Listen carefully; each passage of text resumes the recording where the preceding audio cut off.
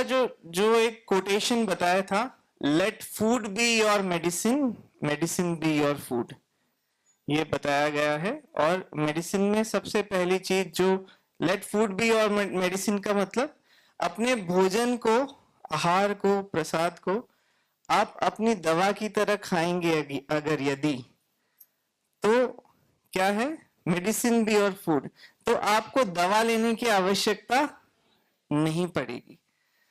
तो हमारे ऋषियों ने, हमारे मुनियों ने जो रिसर्च किया है, जितना भी हमारे भारतीय सनातन वैदिक संस्कृति में, जो हम रेगुलर इस चीज को, हम नॉलेज को हम समझते हैं, परम पूज्य गुरुदेव के मार्गदर्शन में रोज सुबह आप सुनते भी हैं, समझते हैं कि कैसे सिर्फ आहारचर्या, दिनचर्या, रात्रिचर्या, ऋतुचर्या, ऋतु के अनुसार आहार, विहार, विचार, व्यवहार, इसको अगर हम प्रॉपर पालन करते हैं, हम खुद सीखते हैं और दूसरों को भी जब हम सिखाते हैं, अपने योगा साइंस भी यही, इसमें सात्विक आहार, राजसिक आहार, तामसिक आहार, जो 3 गुण बता रखे हैं योग में, इसमें भी आहार के बारे में मूलतः बताया गया है।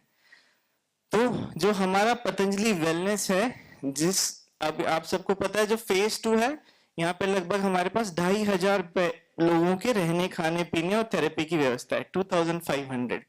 योगग्राम में अपने पास लगभग 1500 व्यक्तियों के रहने की, खाने पीने की व्यवस्था है, थेरेपी की व्यवस्था है। निरामयम, जो कि थोड़ा वीआईपी, थोड़ा महंगा है, तो वहां पे भी लगभग 150 लोगों के रहने, खाने पीने की व्यवस्था है। तो इतने तो यहीं पर है। और इसके अलावा पतंजलि योगपीठ अपना मोदी नगर, वहां पे भी 200 लोगों की व्यवस्था है। पतंजलि अपना वेदा लाइफ ऋषिकेश पोखरी में, वहां पे भी हमारे पास 50-60 लोगों के रहने, खाने पीने की व्यवस्था है। वैसे ही अपना गुवाहाटी में भी स्टार्ट हुआ है, नॉर्थ ईस्ट में, गुवाहाटी में, असम में, तो वो नॉर्थ ईस्ट का अभी सबसे बड़ा केंद्र है। तो वहां पे भी अपना 3 तारीख को इनॉग्रेशन है, परम पूज्य गुरुदेव उसको अपने आशीर्वाद से स्टार्ट करेंगे, तो इट विल बी 200 लोगों की वहां पे व्यवस्था होगी। तो इसको, इतना बड़ा प्रकल्प है ये इंटीग्रेटेड पैथी और होलिस्टिक मेडिसिन का, जिसमें मूल तत्व अपना योग, यज्ञ, अपना आहार चिकित्सा, नेचुरोपैथी, और यही हमारे एक लाइफस्टाइल जो है, एक भारतीय जीवन पद्धति, भारतीय जीवन शैली, यही एक मेडिसिन है यहाँ पे।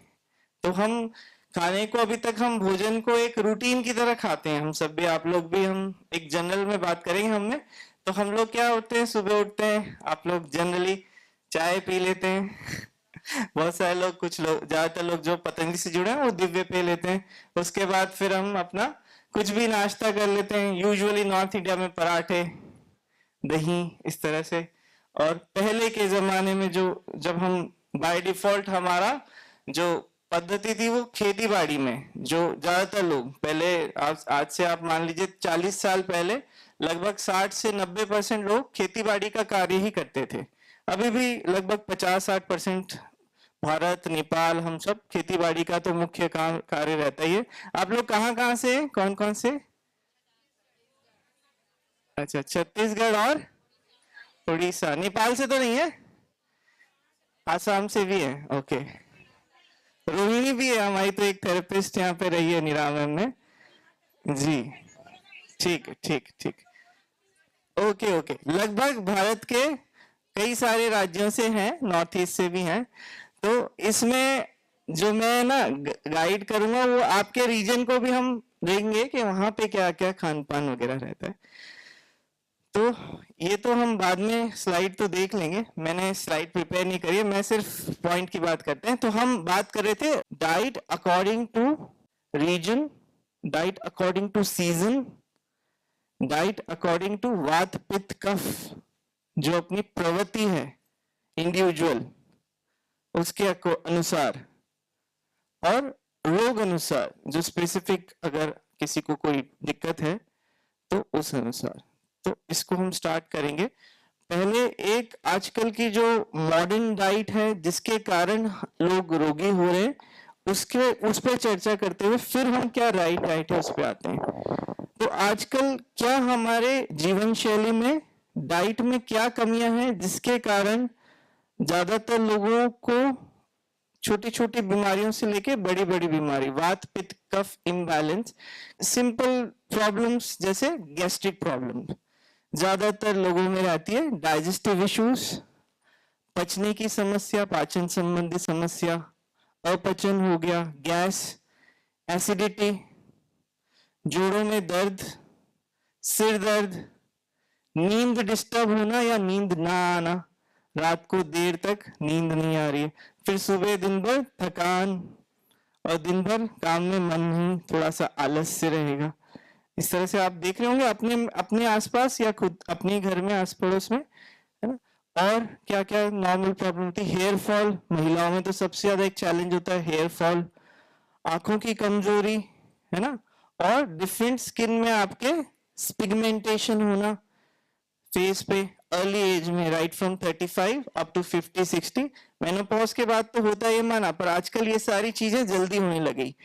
मेंस्ट्रुएशन डिसऑर्डर फीमेल्स में आजकल, या तो ज्यादा रक्तस्राव होना या फिर स्कैंटी होना, और pen during menstruation young age में, उसका कारण हो सकता है पीसीओडी या फिर डिफरेंट हार्मोनल इम्बैलेंस या फिर मोटापा, है ना, सब एक दूसरे से लिंक है। ओके, तो इनका कारण क्या है, कहीं ना कहीं उसको हम पॉइंट आउट करके फिर उसको समझेंगे। तो आप ये देखें आजकल जो है हम लोग जो बाय डिफॉल्ट डाइट ले रहे हैं, डाइट के 5 मूल एलिमेंट्स होते हैं, उसको समझते हुए फर्स्ट होता है कार्बोहाइड्रेट। आप सभी को पता भी होंगी चीजें, कार्बोहाइड्रेट जिसको हम सिंपल ग्लूकोज बोलते हैं, एनर्जी का स्रोत जो भी हमारे ग्रेन्स होते हैं, जैसे रोटी, चावल, गेहूं, अनाज है, दालें हैं, इसमें मुख्य क्या मिलता है, हमें ग्लूकोज मिलता है जो कि एक कार्बोहाइड्रेट रहता है। आलू, आलू में क्या होता है, स्टार्च होता है, वो एक कार्बोहाइड्रेट है ना। तो मुख्य जो हमें शरीर के जो फंक्शन हो रहा है, हम लोग काम कर रहे हैं दिन भर, सोच पा रहे हैं, दिन भर बॉडी में ग्लूकोज यूटिलाइज हो रहा है, इसलिए हमारा शरीर चल पा रहा है, सारे ऑर्गन्स काम कर रहे हैं ग्लूकोज के कारण। तो प्राइमरी सोर्स ऑफ एनर्जी हम सबके अंदर होता है कार्बोहाइड्रेट।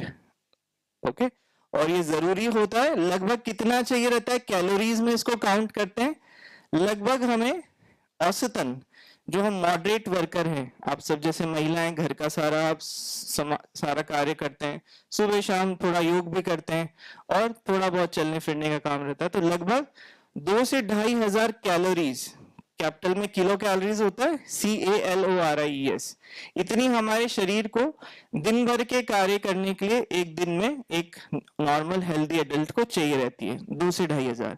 अब इसमें कोई बहुत फिजिकल लेबर एक्स्ट्रा कर रहा है तो ये ज्यादा रिक्वायरमेंट होती है। मान लीजिए कोई खेती बाड़ी कर रहा है दिन भर 8-10 घंटे, या फिर कोई पत्थर ढोने का काम कर रहा है, तो उसकी कैलोरीफिक रिक्वायरमेंट ज्यादा होती है, उसको ज्यादा कार्बोहाइड्रेट चाहिए। ठीक, तो फर्स्ट आपने समझा कार्बोहाइड्रेट जरूरी है, पर आजकल क्या हो रहा है, आजकल सुविधाएं हर घर में अच्छी हो गई हैं, तो ज्यादातर लोग, मैं ये नहीं कह रहा कि सब लोग, ज्यादातर लोग इस कार्बोहाइड्रेट को ज्यादा ले रहे हैं जरूरत से।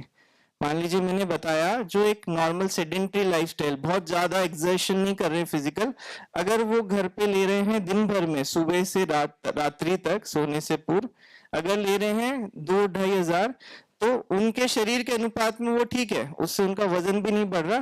पर अगर वो ले रहे हैं 3,500 और 4,000, मान लीजिए सुबह आपने 2-3 पराठे खाए, फिर दिन में 2-3 रोटी खाई, चावल दाल खाया, सब्जी खाई, है ना, दही छाछ भी लिया, थोड़ा पनीर भी लिया, फिर शाम को आपने फिर कुछ चाय के साथ बिस्किट खा लिए, या चाय के साथ आपने कुछ हल्का नाश्ता कर लिया, फिर रात को फिर रोटी खाई, दलिया खाया या खिचड़ी खाई दाल के साथ, समझ गए, फिर रात को 1 गिलास दूध पिया। ज्यादातर लोग आजकल भागा दौड़ी वाली लाइफस्टाइल में पता नहीं क्या खाना है कितना खाना है, पर वो टाइमली खा लेते हैं, कोशिश करते हैं, और पता भी नहीं है कितना कैलोरीज, कितना कार्बोहाइड्रेट, कितना फैट, कितना विटामिन, सारी चीजें, है ना। तो बैलेंस डाइट नहीं हुई। तो अभी इतना खाया अगर, और ठीक है आप काम भी कर रहे हैं, पसीना भी बहा रहे हैं, पर इसमें ओवरऑल देखें तो कार्बोहाइड्रेट की लेवल जो है वो हमने ज्यादा खा ली।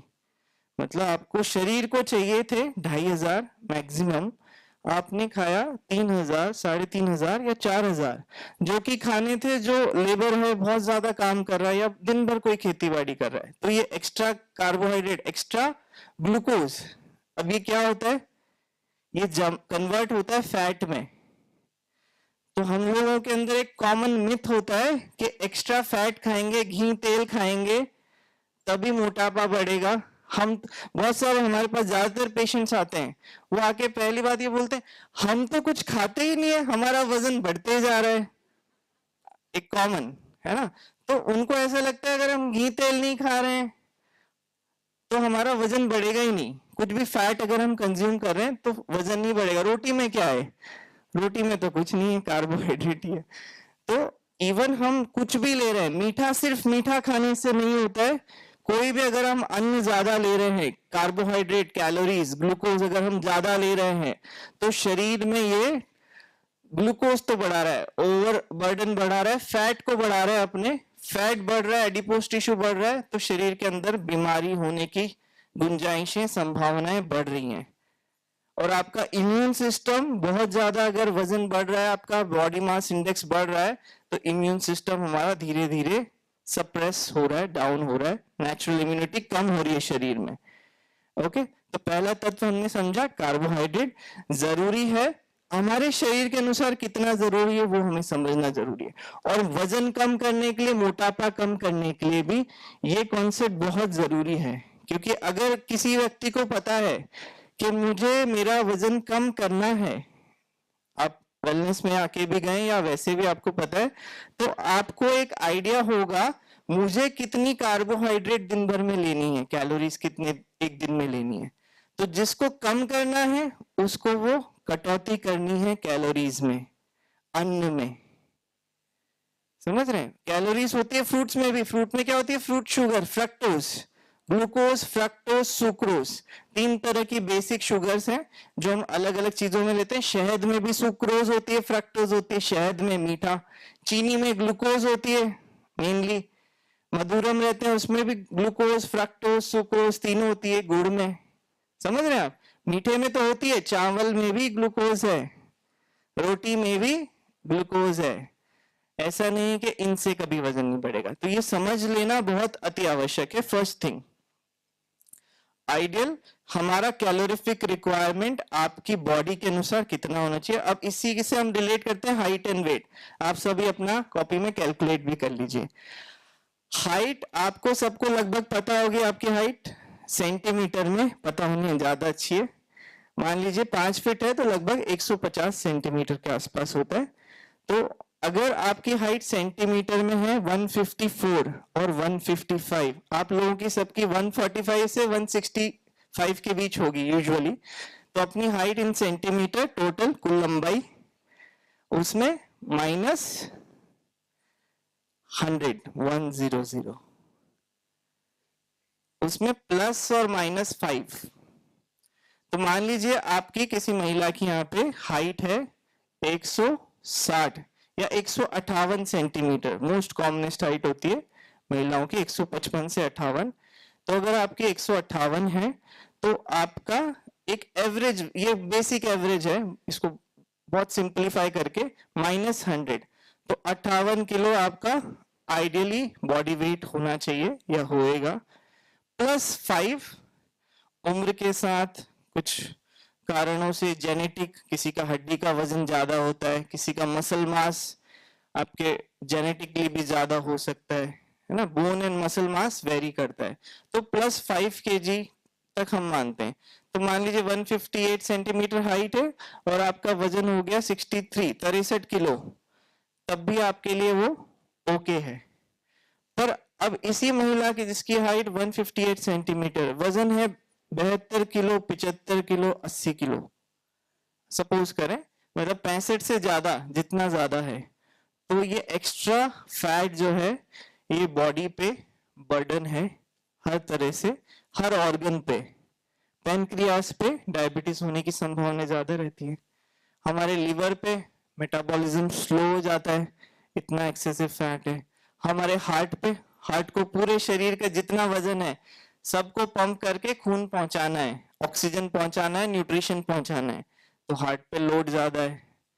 आप समझ रहे हैं, जितना शरीर में एक्स्ट्रा है।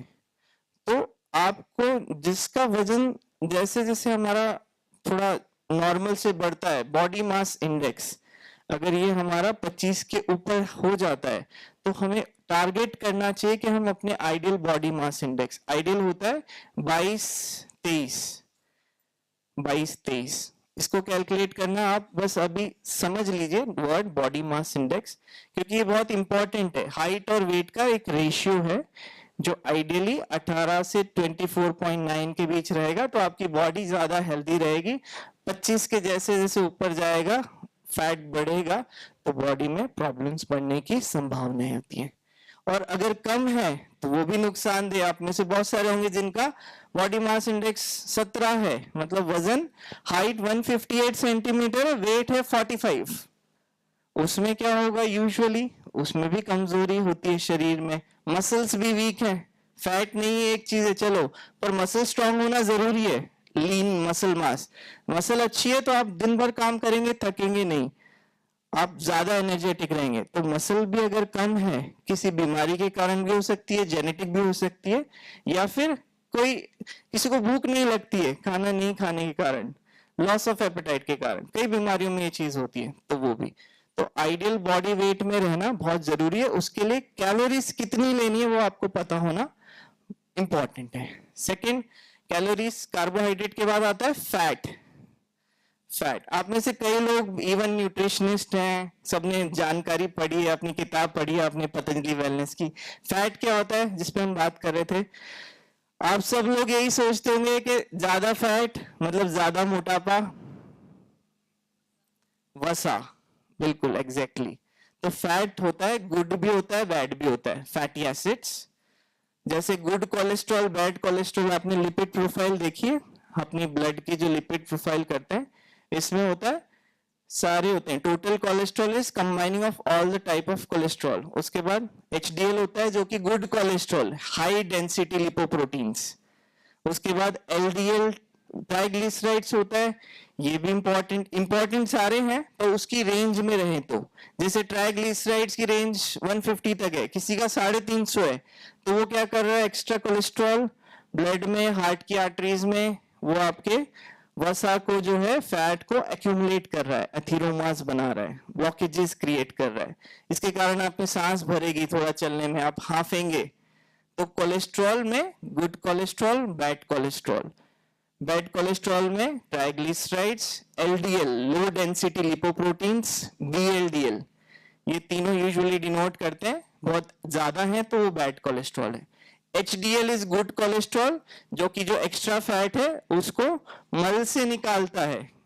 जो अपने मल में येलो कलर आता है, बिलीरुबिन, बिलीवर्डिन, यूरिन में येलो कलर आता है, तो ये भी एक्स्ट्रा गंदगी जो है, फैट भी शरीर से निकल रहा है। जब हम एक्स्ट्रा एक्सरसाइज करते हैं, आपने देखा होगा, यहाँ पे भी आप योग कर रहे हैं 2.5 घंटे, तो यूरिन भी डार्क आता है थोड़ा सा, समझ रहे हैं आप। तो गंदगी को शरीर निकाल रहा है 4 चैनल से, उसके द्वारा। इस पे भी हम थोड़ी सी चर्चा करेंगे। तो इतना आपको क्लियर है, आपने good fat, bad fat, fats हमारे शरीर को जरूरी है, कभी ऐसा नहीं है। जैसे गाय का घी इज अ गुड फैट, अगर हम प्रॉपर क्वांटिटी में लें शरीर के लिए बहुत ही आवश्यक है। HDL भी है उसमें। अखरोट, बादाम, हाई डेंसिटी लिपोप्रोटीन अच्छा है, वो HDL को बढ़ाता है, नॉर्मल रखता है। LDL VLDL को कम रखता है, समझ रहे हैं। फ्राइड आइटम में क्या ज्यादा होगा, आप पकौड़ी खा रहे हैं, आप आलू की पकौड़ी, उसको पूरा डीप फ्राई कर दिया आपने। समोसा खा रहे हैं, ये आपने खाया, तो ये क्या बढ़ाएगा अपनी बॉडी में, बैड कोलेस्ट्रॉल लॉन्ग टर्म में ये बढ़ाएगा, अपने ब्लॉकेजेस क्रिएट करे। ट्राइग्लिसराइड्स बढ़ाएगा, जो तला हुआ खाना है। LDL को बढ़ाएगा, और कुछ मात्रा में VLDL को भी बढ़ाएगा।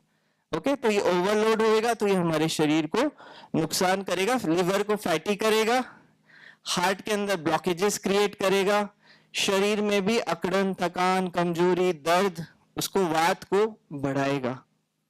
समझ रहे हैं आप। तो फैट अब अच्छे फैट के थोड़ा सा एक देख लें क्या क्या होता है। Milk is a good fat, but अपनी प्रवृत्ति के अनुसार मिल्क और मिल्क प्रोडक्ट्स, 5-7 जो मिल्क प्रोडक्ट्स होते हैं हमारे, देसी गाय का दूध, A2 काउ मिल्क बेस्ट है, अपने सारे रिसर्च ने ये प्रूव किया है। और उसकी मात्रा और क्या क्या किस तरह से लेना है वो हमें डिसाइड करना होता है। आप महिला हैं, आप किचन के डॉक्टर हैं, अपने परिवार के डॉक्टर आप हैं, तो आपको डिसाइड करना होता है कितनी मात्रा। अब दूध से क्या बनता है, एक तो प्लेन दूध, गाय का आपने दूध निकाला, इसको बॉईल किया, ये प्लेन दूध ले रहे हैं। Milk is a complete nutrition, of course milk में ग्लूकोज भी है, लैक्टोज शुगर है उसमें, लैक्टोज, और उसके बाद उसमें प्रोटीन्स भी हैं, एसेंशियल अमीनो एसिड सारे हैं। इसके बाद इसमें फैट्स भी हैं, दही बन रहा है, घी बन रहा है, इससे मक्खन निकाल रहे हैं आप। हाँ, पनीर में ज्यादा प्रोटीन है, फैट भी है, ठीक है। तो दूध, दही, पनीर, मक्खन, मक्खन से घी निकल रहा है, छाछ, छेना और पनीर, ये सब चीज हमें दूध से बन रही है ना। हम अपना रसगुल्ला बना रहे हैं, वो भी छेने से बना रहे हैं, दूध का प्रोडक्ट है। अब उसमें क्या ज्यादा है, प्रोटीन अच्छी मात्रा में, छेना गुड प्रोटीन, कार्बोहाइड्रेट कंपैरेटिवली लो है। कार्बोहाइड्रेट ग्लास ऑफ मिल्क में रहते हैं, एक गिलास दूध में लगभग हमें 5 ग्राम प्रोटीन मिलता है लगभग ऑन एन एवरेज, और कार्बोहाइड्रेट अच्छी मात्रा में हमें मिलते हैं लगभग 100 से 250 के बीच। डिफरेंट टाइप दूध भैंस का है, गाय का है, और कितनी मलाई निकाला हुआ है, डबल टोन्ड है, सिंगल टोन्ड है, उन चीजों से ये चीज वेरी करती हैं। पैकेट पे लिखा रहता है अगर आप पैकेट वाला ले रहे हैं, और घर पे अपनी गाय का निकाल रहे हैं तो उसको भी आप एक एवरेज कैलकुलेट कर सकते हैं, ठीक है। तो आपके प्रश्न होंगे दूध दही से जुड़े कि लेना चाहिए नहीं लेना चाहिए, किसको क्या लेना चाहिए, उसको भी हम थोड़ा साथ साथ इसमें एक जिस्ट देख लेते हैं। तो दूध बाय डिफॉल्ट शरीर के लिए, खासकर महिलाओं के लिए जरूरी है, लेना चाहिए जिसको सूट होता है। और महिलाओं में यंग एज में गर्ल्स को डेफिनेटली मिल्क लेना चाहिए, क्योंकि 50 जब मेनोपॉज हो जाता है, 45 से 50 वर्ष में हमारी मेंस्ट्रुअल साइकिल जब स्टॉप हो जाती है, उसके बाद क्या करते हैं, हार्मोन सारे हमारे शेड हो रहे हैं, हमारी ओवरीज, यूट्रस, फैलोपियन ट्यूब सब हमारी कॉन्स्ट्रिक्ट हो रही है, छोटी हो रही है। तो क्या होता है, उसके कारण हमारी बोन के अंदर से blood, body calcium and minerals को यूटिलाइज करती है। बोन के अंदर से, जो हमारी फीमर है, पैर की हड्डी है, इसके अंदर से ब्लड से कैल्शियम मिनरल्स निकलेंगे। तब क्या होता है, ऑस्टियोपेनिया और ऑस्टियोपोरोसिस, तो वो बहुत कॉमनली हो जाता है फीमेल्स में। अगर आपने रेगुलर मिल्क लिया है right from the early age, बचपन से अगर आपने रेगुलर गाय का, देसी गाय का दूध रोजाना लिया है, तो उसको कैल्शियम के कम होने की संभावना कम होती है, क्योंकि गुड रिजर्व है। थोड़ा बहुत निकल भी गया तो कोई दिक्कत नहीं, हड्डियां ऑलरेडी मजबूत है आपकी, ठीक है। तो दूध लेना आवश्यक है।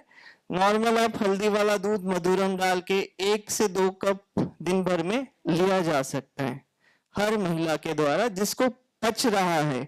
पचना इंपॉर्टेंट है, जिसको नहीं पच रहा है वो बिल्कुल दूध ना लें, फिर दही और छाछ अकॉर्डिंग टू योर रिक्वायरमेंट, क्योंकि न्यूट्रिशन तो सारा उसमें भी है, तो वो लें आप, ठीक। तो पहली चीज मिल्क, और सेकंड इंपॉर्टेंट होता है दही, कर्ड। तो दही तो हम जमाते हैं घड़े में, थोड़ा सा दही डाल के, दूध को आपने रखा उबाल करके, फिर आपने दही लगा के मिट्टी के बर्तन में सुबह सुबह रखा तो दोपहर तक बन गया, है ना। अब दही इज वेरी गुड मेडिसिन, पर इसमें कुछ चीजों का ध्यान रखना है। जिसके वात रोग हैं, खट्टा दही तो बिल्कुल नहीं, जिसको भी शरीर में दर्द है उसको नहीं। मोटापा बहुत ज्यादा है तो ज्यादा दही बिल्कुल नहीं। एक दही में लगभग मिनिमम 5 ग्राम और 12 ग्राम तक एक कटोरी दही में हमें प्रोटीन मिल जाता है। तो हम कार्बोहाइड्रेट की बात कर रहे थे, फैट की, तीसरा इंपॉर्टेंट है प्रोटीन। और हम वेजिटेरियंस में, हम सब बाय डिफॉल्ट वेजिटेरियन है और होना भी चाहिए। प्रोटीन हम लोग कितना लें, कैसे लें, किस तरीके से लें, वो बहुत डाउट रहता है और कमी रहती है।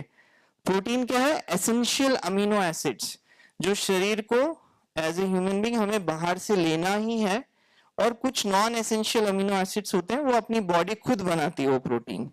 उसके लिए विटामिन मिनरल्स हमारे प्रॉपर हैं तो वो अंदर बनाती है। तो जो बाहर से चाहिए वो हमें चाहिए ही चाहिए, और उसी से हमारी मसल, हमारी बॉडी की फंक्शनिंग, सारे एंजाइमेटिक रिएक्शंस बॉडी में हो रहे हैं, ट्रिलियंस ऑफ रिएक्शन हो रहे हैं अपने कंटिन्यू, हर वक्त, हर क्षण, विचारों में भी और बॉडी में भी कंटिन्यूस। ओके, तो प्रोटीन इज वेरी इंपॉर्टेंट और वो हमें रोज चाहिए बाहर से। तो कैसे कैसे, उसका रिचेस्ट सोर्स क्या है? मिल्क, क्योंकि मिल्क में कंप्लीट फूड इसलिए बोलते हैं, सारे एसेंशियल अमीनो एसिड्स हैं। इसलिए वेजिटेरियंस को दूध अच्छा है। अगर हमारी घर की गाय है, बछड़े को भी पिला दिया, उसके बाद जो दूध है गाय का दूध, वो बेस्ट है, गाय का या भैंस का, जो भी जिस तरह से सूट हो। क्लियर? तो अब प्रोटीन का अच्छा सोर्स है दही। और कितना प्रोटीन चाहिए बाय डिफॉल्ट हमें एक एवरेज में? क्योंकि मैंने बताया एक गिलास दूध में, एक गिलास दही में कितना प्रोटीन चाहिए? 1 ग्राम ऑफ पर केजी बॉडी वेट। जो हेल्दी बॉडी वेट है आपका, मान लीजिए मैंने अगेन वो बताया था आपको, 158 सेंटीमीटर हाइट है, 58 किलोग्राम वजन है आपका, तो आपको लगभग 58 gram protein, essential amino acids बाहर से न्यूट्रिशन में चाहिए एक दिन में। तो 58 ग्राम कैसे आप कैलकुलेट करेंगे? हर चीज का आजकल तो गूगल लेंस से आपने एक कटोरी दाल ली मूंग की दाल, उसका भी प्रोटीन निकल जाता है एवरेज, ऑन एन एवरेज। तो आपको एक दिन में लगभग, अब अपनी हाइट के हिसाब से आप एवरेज जो आइडियल हाइट है, आइडियल बॉडी वेट है, उसके अकॉर्डिंग आप डिसाइड कर लें कि आपकी बॉडी को कितना प्रोटीन, कितने ग्राम चाहिए। तो प्रोटीन का नेचुरल सोर्स है दही, जिसको शरीर में कोई वात रोग नहीं है ना, तो वो दही बिल्कुल ले। सीजन के अकॉर्डिंग, अगेन ऋतुचर्या में क्या होता है, किस किस सीजन में नहीं लेना होता है। जैसे अभी का थोड़ा सीजन है बारिश का, इस टाइम थोड़ा हम अवॉइड कर सकते हैं, दही की जगह थोड़ा छाछ ले लें या दूध ले लें, है ना। वैसे ही दूध किस मंथ में कम लेना होता है? सावन मास में, जब गाय पत्ते खा रही है, जिसमें ऑलरेडी बारिश के कारण छोटे छोटे कीड़े मकोड़े हो सकते हैं, तो गायें उनको खा लेती हैं, चढ़ लेती हैं, तो उनके दूध में भी थोड़ा सा हल्का सा पॉइजनस हो जाता है। तो हमारे ऋषि मुनियों ने परंपरा चलाई, तो सावन में दूध क्या करना चाहिए? शिव जी को चढ़ाना चाहिए। इसीलिए ये सब टेक्निकली छोटे छोटे जो साइंटिफिक एक्सपेरिमेंट से ये प्रथाएं चलाई गई, ताकि हम उसको गलत यूज ना करें। अगर सावन में आप खुद ही देखिएगा, आपकी गाय है, बाहर चल रही है, कीड़े मकोड़े थोड़े ज्यादा चले गए, अब उसका दूध आपने, कलर भी थोड़ा डिफरेंट आता है, फिर आपने वो पी भी लिया दूध, डायरेक्ट कच्चा दूध पी लिया, तो थोड़ा सा फूड पॉइजनिंग हो सकता है, दस्त लग सकते हैं, उल्टी हो सकती है ना, क्योंकि उसमें bacterial viral load, pathogenic load थोड़ा ज्यादा है नॉर्मल साल भर से, जो सीजन एकदम क्लीन है। ओके, तो सीजन के अकॉर्डिंग हमें डाइट को डिसाइड करना बहुत इंपॉर्टेंट है। ओके,